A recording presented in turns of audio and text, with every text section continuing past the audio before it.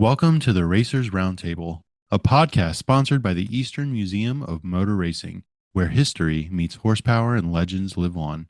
Each episode brings together voices from across the motorsports world, from grassroots heroes to seasoned veterans, as they share stories, insights, and behind-the-scenes tales that shaped their racing journeys.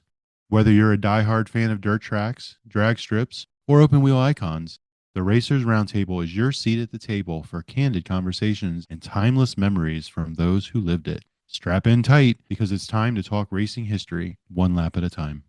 And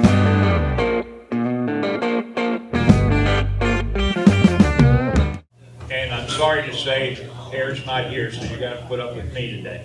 I know you're all disappointed, but that's tough shit. That's the way it's gonna be.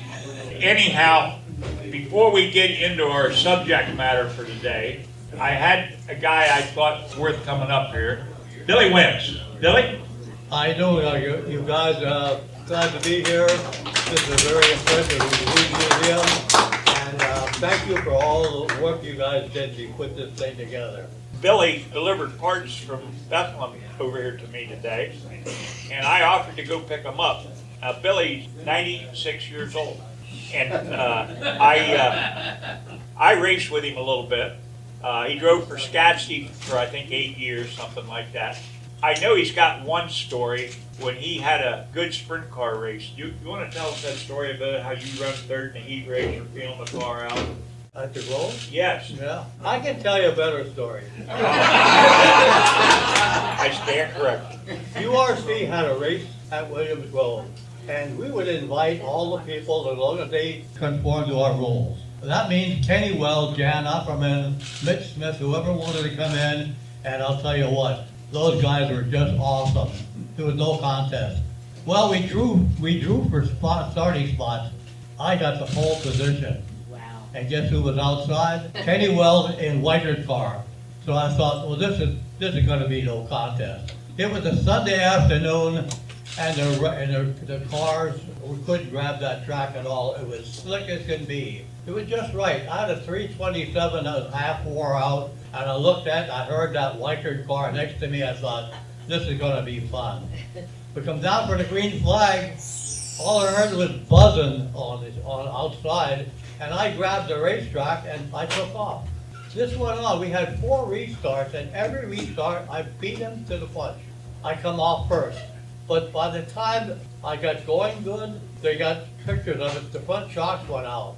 And one frame, this wheel was up. The other frame, that wheel was up. And it was so much for me to hold on to. Went down in 1 and 2, and I spun the car. But I kept going.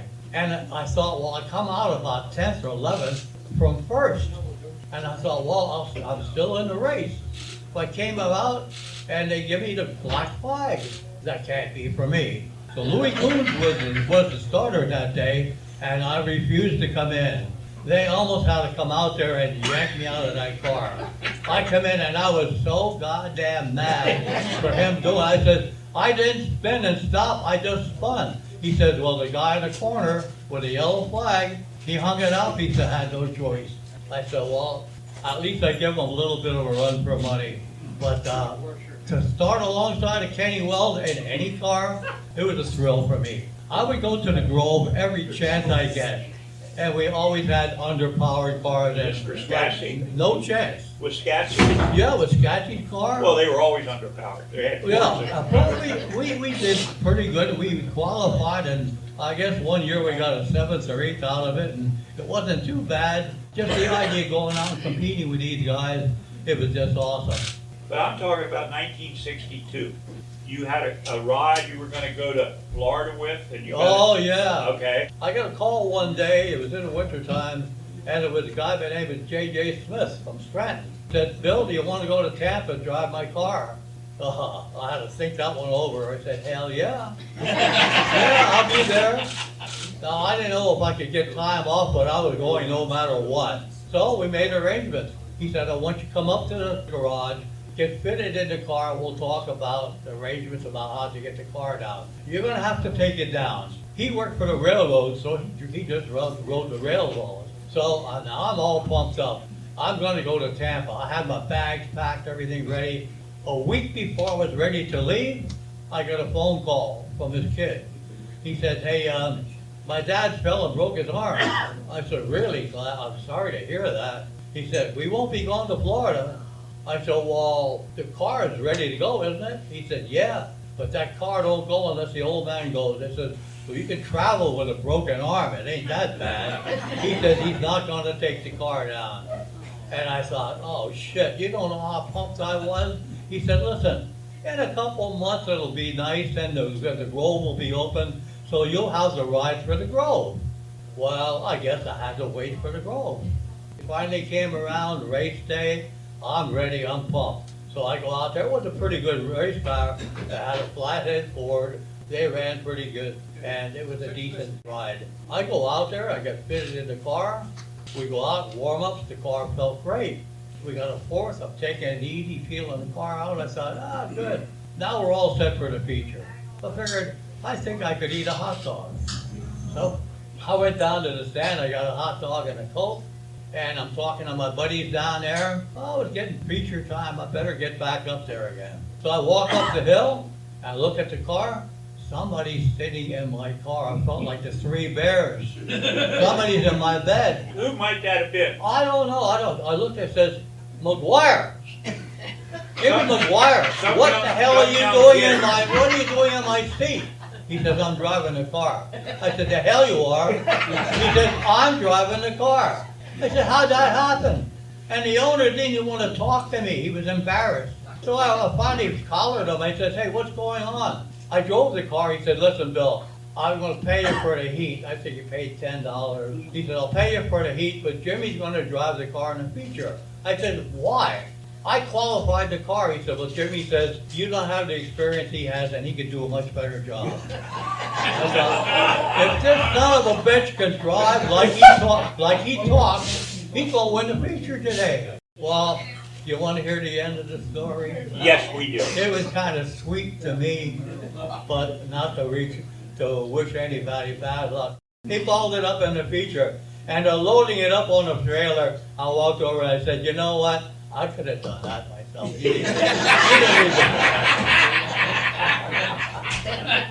Now, Maguire, you're going to allow to rebut that later on. Not right now, but later on, okay? Anyhow, I remember the first picture I seen of him was in an old number 3. It was in NARA. It would have been in the 50s. It was a basket case looking. And he was just a young pup in there. But tell him what car that was and who helped you put that together. Well, I used to hang out at Hilliard's shop, and I'd go down to 82nd, a tavern. I'll hang out down there. Any place there was race cars or drivers, I would be there. I wanted so much to be a part of it. We had an old car. It wasn't much to talk about, but it was an introduction to racing. So I walked behind Hilliard's shop, and I saw there's an old frame there. It was a tube frame, and I thought, my God, it's all busted up, but I'll bet you I could buy this from Hiram. So I went in there and said to Hiram, I said, I want to buy that car back there. He said, it's not a car, it's only pieces. It's junk. It's not for sale. He said, that's the car that Wally Campbell got killed in. And he said, I don't want to sell it to anybody. Well, I went back the next day, and the next day, and the next day. He got tired of seeing me. He said, what the hell are you going to do with it? I said, I need the tubing. I'm building a race car. I said, that's for Molly. I need some of that tubing. He said, but if you make a car out of this thing and something happens, it's going to make me look bad. I said, I promise I won't make a car out of it. I lied. I took it home. I didn't have a garage. I didn't have any tools. I didn't have a welder. I had nothing. I only had an idea that I was going to be a race car driver somehow. I took this down in the basement, took a carpenter square, and made a rectangle out of it, started laying the pieces out. I thought, well, how am I going to do this? I don't have the facility, the faculty to do these things. If I go over to SCAT, he's going to kill me. I'll take it down to Frank Murray. Now, Frank Murray was building his own shop, his own body shop at the time, by hand, digging the foundation, putting the blocks in and everything. So there were 3 of us. I took my other 2 buddies in with me under the condition that this is our car, not my car, it's our car. We're all 3 of us in it. But guess what? I'm the driver. I don't care what you guys do, I'm gonna drive this thing no matter how it turns out. So I finally convinced them. We took it down to Frankbury. His wife says, get that thing the hell out of here. We're trying to build a shop and I don't want you to waste Frank's time. They said, listen, Marsh, stop and think of it. He's over there with a shovel taking a foundation, one person. He could be working on a race car and there's three of us with three shovels doing 3 times the work. You know, backhoe would have been a lot better. Thought about that for a while. She says, okay. So Frank took it over. No, we had the pad, just the concrete pad to start with. And he took it over. He had a couple rings in there and a jack. And he welded that thing and straightened that thing out. They used stainless steel wire to put it together. We've got all Ford parts, whatever its stock is, 2-wheel mechanical brakes. Terrible thing. Ford And, I mean, we put 6-cylinder it- motor you bought for $50. Well, then I had $50 in my pocket. I went over to Huffman Junkyard. I said, I got $50. I want to buy a motor for a race car. He said, get the hell out of here. I said, no, well, this is what I got. And one of his helpers said, hey, that Ford 6 that came in here in 1954, it was on fire. He says, I'll bet that you could make a good race car engine out of that thing. I went down and took a look at it. I said, how much you want? He said, $75. I got 50, that's what I'll give you. So we went back and forth, he took the 50, we loaded it up, took it home. We fitted that thing in. Long story short, we didn't have all the money to put it together the right way. So we bought flexible tubing, and we used that for an exhaust pipe. And we went around the track, it was at least a whistle, and it was so unique to hear it. You could hear that thing whistle. Was that you whistling or the car? No, the car was, Oh. the car was whistling. I was just smiling. All right. I was happy. We went at the Lehigh for the first race up there, and I won. There was 10 cars showed up. 10 cars with the National Auto Racing Association. 10 cars show up, and I won the feature. Guess how much I got? Nothing. We didn't have enough money to pay everybody, so the guys from out of town get to town at $10 and $15. I said, forget about it. I know I won, that's all I need to know. Who built the body for the car? The body was there, he just straightened it out. He didn't straighten it very good. It No, looked like a and refugee from a we junkyard. went to Hiram Hill again, and he had a guy by the name of Drumheller we worked for Yeah, him. yeah. And he made a hood and a cowl for it. That was $75. That was the most expensive thing on the car. But we got it together and we went racing with it. It didn't go very fast. The only people that scared was the driver, so it gave me some experience. As far as tires go, we go to Charlie Sachs and buy his tires when the knobbies were all for $5, and we used them tires on every surface. Guess how fast we were. It was experience, that's all it was. You weren't the guy that put them on the front, were you? No. Oh, okay. No. So I finally got a couple rides here and there, and I made my way at Scott's asked me to drive for him, and that was a big thing for me. And I drove for Scott's for 8 years, and he was the best person I ever met in racing. In or out of racing, he was a hell of a man. I had to say, I quit him one day. He said, you can't quit me. I said, why? He said, I had Mario in my car. I had everybody, all the good drivers that I had in my car. The only guy that ever put in my car was Maguire. I said, well, I don't know how you missed that. How you missed that race, didn't you? And you missed driving for Scott? He didn't have a good enough car. No, that's what I say. You're the only guy that didn't. He offered me driving the car, but he said, Bill Wentz is driving it. I said, I don't want to. I don't want to drive. If he's driving that car, I don't want to drive. He said he couldn't afford you. That's right. That's right. I required 50% whenever I drove any guy. But I drove for him for quite a while, and finally I had to quit him. He was there to play, doesn't want to But pay I get his attention. daughter, though. So I was out of there. I got hooked up with Pete Sachs, and it was much better for me. But as far as the person goes, you couldn't beat Scott. He was just amazing, man. How Tell me a about, bit about how SCAT about Team. your association with Stan Lopez? Well, I met Stan down at the shop, down Scott's shop. He's another guy, you know. I used to go up there for the banquets for this party a lot. He was just amazing. One day he said, I want to show you something, Wednesday. He said, took me over to one of his Quonset huts, and he said, I have your first race car. I said, the hell you do? I said, you couldn't have it. He said, I have your first race car. And he showed it to me, and I couldn't believe it. I couldn't believe that he had that first one. The body was made from an old Coca-Cola sign. It was crude as you can be. We had to pull it with a rope. That's how we started. We didn't have a bumper point. The hard way. That's the way I had the hard way. But I had a lot of fun. Has anybody got any questions? I mean, he's seen it all. He precedes me by a whole lot, and that's hard to say, but he does. Did you ever think in your lifetime you'd see a sprint car race pay $1 million to win? $1 million to win? Like Eldora did This year. Paid $1 million to win the race. And Bobby Allen's car won it. Oh my God. Yeah. $1 million. $1 million. One race. I raced a whole career and didn't make that kind of money. They made it one night. If I ever got $100, I thought I'd win the lottery. But you know, it wasn't about money. I want to have enough money so I could keep racing, put the money back in the car, which I never did. It never pays for itself. I'm borrowing a little bit out of a paycheck once in a while. Take food off the table for the family. Yeah, working 2 extra jobs. It was tough to keep it together. Then finally, when I never turned my old car over. When I drove for other people, yes. Was that intentional? No, it just happened. It just happened that way. It's built in. Anybody else? You got a chance here. Did you ever run Langhorne? It was one of my long desires. I've always wanted to go there because it was, to me, when I seen those guys run down there, that was the extreme test. I never got to run, not Langhorne. But I did run the 1.8 at Nazareth and Syracuse. I love Nazareth. Nazareth track was great. I drove a car for Jimmy Seidel up there one time, and it was a lot of fun. Did Maguire ever get any good? I can't say. He's not smiling over there. Look at him. Come on, Jimmy, smile. I want to take your drink back. Can I do that? No, you can't.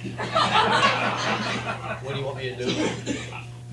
I can't have you both up here at the same time. You know why? There'd be a hell of a fist fight, and your nose would be on the other side. He's probably beating you with one hand. You gotta give me a hand getting down here. Wentzsy, thank you very much. He was very good. I gotta give him a good hand. We only pay him $100 to come, so that wasn't bad. I'm here for that. Well, no, you're putting me up. You know, I'm making money with you. That's good. But I'm giving it back to you. Anyhow, what can I say?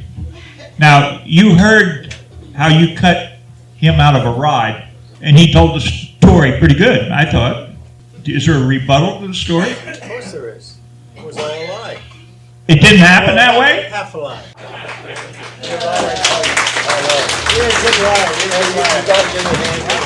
I'm gonna see if I can lie better. We hope you enjoyed this journey through racing history and the personal stories that keep the spirit of motorsports alive. The Eastern Museum of Motor Racing is a premier destination for motor racing enthusiasts, showcasing a vast collection of historic racing cars, artifacts, and memorabilia. To learn more about the EMMR or to be a part of the next in-person Racers Roundtable, you can plan your visit or support the museum's mission to preserve and celebrate the legacy of racing by heading to www.emmr.org. Follow them on social media for the latest news, upcoming events, and exclusive content. Until next time, keep the engines running and the memories alive. This episode has been brought to you by Grand Touring Motorsports as part of our Motoring Podcast Network. For more episodes like this, tune in each week for more exciting and educational content from organizations like the Exotic Car Marketplace, the Motoring Historian, Break Fix, and many others. If you'd like to support Grand Touring Motorsports and the Motoring Podcast Network, sign up for one of our many sponsorship tiers at www.patreon.com/GT Motorsports. Please note that the content, opinions, and materials presented and expressed in this episode are those of its creator, and this episode has been published with their consent. If you have any inquiries about this program, please contact the creators of this episode via email or social media as mentioned in the episode.